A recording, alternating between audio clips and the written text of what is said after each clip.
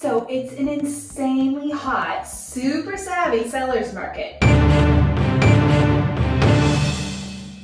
It's so crazy right now. If you're selling your house, we're seeing sellers get multiple offers on their home, even as many as 15 to 22 offers. So it can be super confusing and exciting all at the same time. Hi, I'm Chelsea at Chelsea Cook Real Estate with Harcourts Realty. So, how do you know what offer to choose? Is the highest offer always the best offer? Well, if you're wondering or possibly considering selling your home, then listen in. Many sellers think that the highest offer is always the one they should take. Well, the highest offer doesn't always mean that it's the best offer. Let me explain why. If there's a loan involved and the buyers offer you an insanely high price for your home, we need to make sure that the home will actually appraise at the agreed upon price. Why does this matter?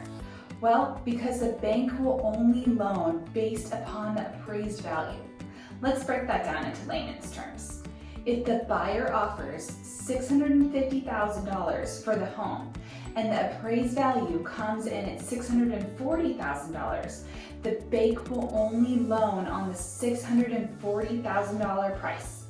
So there's a difference of $10,000. That means that the buyer would have to come up with the difference. So understand that the buyer still has to come in with a closing cost, down payment, and possibly enough money in the bank for reserves, in addition to coming up with an additional $10,000 to cover the difference of the appraisal value. So how does this pertain to a seller, and what do you need to do to protect yourself? Here is one thing that we do here at Chelsea Cook Real Estate.